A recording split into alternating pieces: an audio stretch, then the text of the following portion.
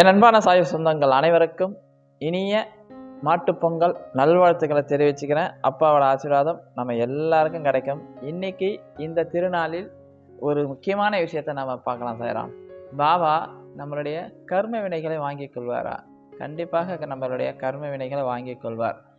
நாம் பயங்கர நோயில் இருக்கிறோம், இல்லை மன உளைச்சலில் இருக்கிறோம். இப்படி இருக்கும்போது நம்ம கர்ம வினையால் நாம் பாதிக்கப்பட்டு இருக்கும்போது அப்பா நம்மக்கிட்ட இருந்து அந்த கர்ம வினைகளை எப்படி வாங்குறார் என்பதை நம்ம பார்க்கலாம். அதில் சாய் சச்சரிதம் அத்தியாயத்தில் தெளிவாகவே ஒன்று சொல்லியிருப்பாங்க. அந்த அத்தியாயத்தை நீங்கள் படித்து பாருங்கள், உங்களுக்கு அதுக்கான பதில் கிடைக்கும். நாம் இப்போ சாய் சச்சரிதம் அத்தியாயம் படிச்சுட்டு அது எப்படி அந்த கர்ம வினையை வாங்குறான்னு மட்டும் பார்க்கலாம். அத்தியாயம் 34, பக்கம் 327. டாக்டர் பிள்ளை. டாக்டர் பிள்ளை என்பவர் பாபாவின் நெருங்கிய பக்தர். பாபா அவரை மிகவும் விரும்பினார். எப்போதும் அவரை பாவ், அதாவது சகோதரன் என்று அழைத்தார். பாபா அவருடன் அடிக்கடி பேசினார். எல்லா விஷயங்களிலும் அவரை கலந்து ஆலோசித்தார்.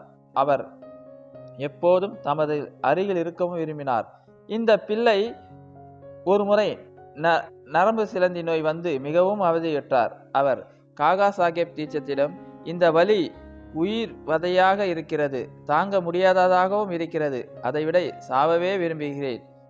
முன் ஊழ்வினையால் இவ்வழி நேர்ந்தது என்று எனக்கு தெரியும். ஆனால் பாபாவிடம் சென்று வலியை நிறுத்தும்படியும் எனது முன் வீழ்வினைகளை வரப்போகும் 10 பிறப்புகளுக்கு மாற்றும்படியும் கூறுங்கள் என்றார்.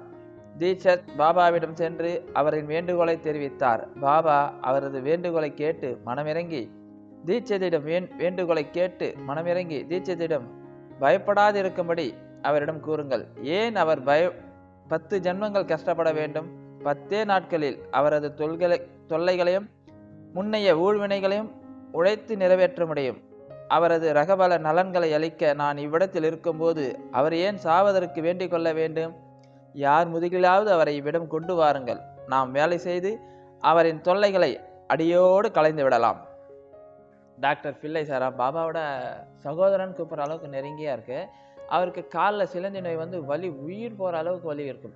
அவர் பாபா கிட்ட டீச்சர் சொல்லுவார், இந்த வலி உயிர் போகிறத விட நான் செத்தே போயிடலாம் போல இருக்கு, என் தயவுசெய்து எனக்கு சாவாது கூட, இல்லைனா இந்த கஷ்டப்படுறதுக்கு காரணம் நான் முன்னால் செய்த கர்ம வினையாக இருக்குது, எனக்கு நல்லா தெரியும்.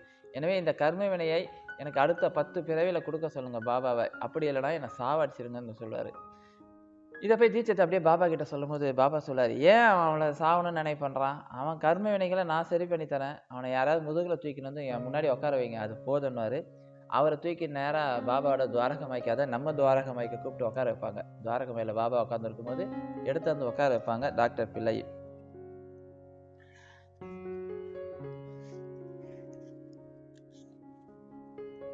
டாக்டர் அந்த நிலையில் கொண்டு வரப்பட்டார். பாபாவின் வலப்புறத்தில் பக்கிரி பாபா எப்போதும் அமரிடத்தில் அமரச் செய்வித்தார். பாபா தமது திண்டையே அவருக்கு அளித்து, இங்கே அமைதியாக படுத்து ஆசுவாசப்படுத்திக்கொள். உண்மையான சிகிச்சை யாதெனில் முன் வினைகளின் பலன்களை அனுபவித்து தீர்ப்பதே ஆகும். நமது கர்மங்களின் விளைவே இன்பம் துன்பங்கள். எனவே உனக்கு நேரிடும் அனைத்தையும் பொறுத்துக்கொள். அல்லாவே தீர்ப்பவர், அல்லாவே காப்பவர். அவரை எப்போதும் நினை. அவர் உன்னை கவனித்துக் கொள்வார். உனது உடலாலும் உள்ளத்தாலும் செல்வத்தாலும் வாக்காலும் அவரை சரணடை, அதாவது முழுவதுமாக. பின்னர் அவர் என்ன செய்கிறார் என்பதை கவனி என்றார். நானா சாஹேப் பேண்டேஜ் போட்டிருப்பதாகவும் ஆயினும் எவ்வித நிவாரணத்தையும் உணரவில்லை என்று டாக்டர் பிள்ளை பதில் கூறினார். நானா ஒரு மடையன் என்றார். பேண்டேஜை எடுத்துவிடு, இல்லாவிட்டால் செத்து விடுவாய். இப்போது காக்கை வந்து உன்னை கொத்தும், அதன் பிறகு நீ குணமடைவாய். இவ்வுரையாடல் நிகழ்ந்து கொண்டிருக்கும் போதே எப்போதும் விளக்குகளை ஒழுங்குபடுத்தி மசூதியை சுத்தப்படுத்தும் அப்துல் என்பவர் வந்தார். அவர் தமது சீர் செய்யும் வேலைகளை கவனித்துக் கொண்டிருக்கையில் தற்செயலாக அவர் பாதம் டாக்டர் பிள்ளையின் நீட்டப்பட்ட கால்களின் மீது, அதாவது மிதித்து விட்டார். கால் ஏற்கனவே வீங்கியிருந்தது. அப்துலின் கால் வேறு மிதித்து விட்டதால் 7 சிலந்தி புழுகள் வெளியே தள்ளப்பட்டன. வலி தாங்க முடியாமல் டாக்டர் பிள்ளை பெருங்கூச்சல் அலறினார். சில சமயங்களில் அவர் அமைதியடைந்து மாறி மாறி பாடவும் அழவும் தொடங்கினார். பாபா அப்போது, பார், நமது சகோதரன் இப்போது எவ்வளவு சௌக்கியமாக பாடிக்கொண்டிருக்கிறார் என்றார். அப்போது பிள்ளை, காக்கை எப்போது வரும் கொத்தும் என்று கேட்டார். பாபா, காக்கையை நீ காணவில்லையா? அவன் மீண்டும் வரமாட்டான். அப்துல் தான் காக்கை என்றார். இப்போது வாதாவுக்கு கொண்டு போய் ஓய்வெடுத்துக்கொள். விரைவில் நீ குணமடைவாய். உதியை தடவி அதை தண்ணீரில் உட்கொண்டு வேறு எந்த சிகிச்சை மருந்தும் இல்லாமலே பாபா முன்னரே கூறியபடி 10 நாட்களில் வியாதிகளை குணப்படுத்தினார். அவரை நேராக தூக்கின்னு வந்துடுறாரு சார். அப்துல்லா இவர் பிள்ளையை தூக்கின்னு வந்து பாபா உட்கார, பக்கிரி பாபா பக்கத்தில் உட்கார இடத்துல உட்கார வச்சு, பாபா சாஞ்சி உட்கார, அந்த திண்டையை கொடுத்துட்டு இங்கே கால் நீட்டின்னு உட்காரு, என்னை நீ முழுசையாக நம்புறியா? கண்டிப்பாக நம்புகிறேன் பாபா, உன்னை நம்பினதால நான் வரேன். என்னை முழுமையாக நம்பினா உன்னுடைய துயரங்களை நான் தீர்த்து உன் கர்ம வினைகளை நான் வாங்கிக் கொள்வேன், நீ கவலையே படாத. அப்போ ஒரு பேண்டேஜ் ஒன்று போட்டிருப்பாங்க. நானா உடனே இந்த பேண்டேஜ் யார் போட்டதுன்னு கேட்டேன். நானா. அவன் ஒரு மடையன், முதல்ல அந்த பேண்டேஜை கைட்டு, இல்லைன்னு நீ செத்துடுவேன்னுவார். உடனே கடகடன்னு கைட்டுவார். உடனே பாபா சொல்லார், கொஞ்சம் பொறுத்து நேரு, ஒரு காக்கா வந்து இதை கொத்தின உடனே உன்னுடைய நோய் தீர்ந்துடும் சொல்லி முடிப்பார். அந்த துவாரக மாயில் இருக்கிற விளக்குகளை சுத்தம் பண்ணுற அப்துல்லா என்ற ஒருத்தர் வந்து தெரியாமல் இவர் நீட்டி வச்சு இந்த காலை போட்டு மெரிச்சி விட்டுறாரு. மெரிச்ச உடனே கால் வீங்கினதுக்கு சீடு மாதிரி வெளியே பிச்சுக்கு நடிக்கும். ஓன்னு அழுவார், கத்துவார், அலறுவார். உடனே பாபா என்ன சொல்லுது, பா டாக்டர் பிள்ளை எவ்வளோ சந்தோஷமாக சிரிச்சிக்கினே இருக்கிற வெளியே சந்தோஷமாக பாட்டு பாடுறாரு பாருன்னொன்னே இவர் கோவம் வந்துடும் பிள்ளைக்கு. பாபா என்ன நீங்கள், நான் வழியில் துடிச்சிக்கின்னு இருக்கிறேன், நீங்கள் என்ன எப்போ தான் காக்கா வந்து எப்போ தான் என்னை கொத்தும், என்னை எப்போ தான் காப்பாற்றிங்கன்னொன்னே பாபா சிரிச்சினே சொல்லார், டேய் காக்கா வந்து இவனை கொத்திடுச்சிடான்னு. எப்போ பாபான்னு? அப்துல்லா தாண்டா பாபா, அப்துல்லா தாண்டா காக்கா, நீ ஏன்டா பயந்துன்னு இருக்கிற? இதோ வந்து கொத்திடுச்சு, உன்னுடைய சிலந்தி பூச்சி எல்லா வெளியே வந்துச்சு, நீ இனி இப்போ 10 நாளில் எல்லாம் சரியாயிடும், உதிய மேலே தடவி தண்ணீர் போட்டு குடி, உன்னுடைய அந்த சிலந்தி பூச்சி வலியோட பிரச்சனை தீர்ந்துடுன்னுவார். அதே போல் 10 நாளில் டாக்டர் பிள்ளையோட அந்த காலில் இருந்த பிரச்சனை தீர்ந்தது சாயிராம். பாபா டாக்டர் பிள்ளைக்கு சொன்ன ஒரே விஷயம், என் மீது முழு நம்பிக்கை இருந்தால் உன்னுடைய கர்ம வினைகளை நான் வாங்கிக் கொள்வேன்.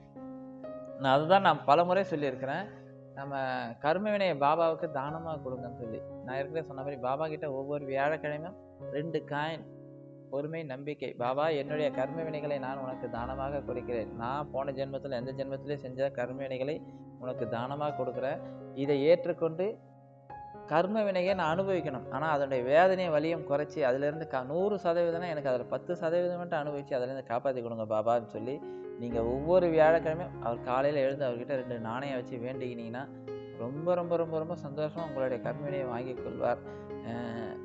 கர்ம வினை எப்படி வாங்குவார்னா, நாம் அதை அனுபவிச்சு தான் ஆகணும், ஆனால் அதோடைய வலி வேதனையை குறைச்சி அதுலேருந்து விடுதலையை வாங்கி கொடுப்பார். அந்த காயினை ஒரு 12 வாரம் செஞ்சு முடிச்சுட்டு அந்த காயினை எடுத்துமே யாருக்காவது கொடுத்துருங்க, கண்டிப்பாக உங்கள் கர்ம வினையை அப்பா வாங்கி கொள்வார். இதை நான் பல முறை சொல்லியிருக்கிறேன். டாக்டர் பிள்ளை எப்படி பாபாவோட கர்ம வினையை, பிள்ளையோட கர்ம வினை பாபா எப்படி வாங்கினாரோ அதே போல் உங்களுடைய கர்ம வினைகளை வாங்கி உங்கள் உடம்புல இருக்கிற நோய்களை தீர்த்து சந்தோஷத்தையும் மகிழ்ச்சியை கொடுப்பார்.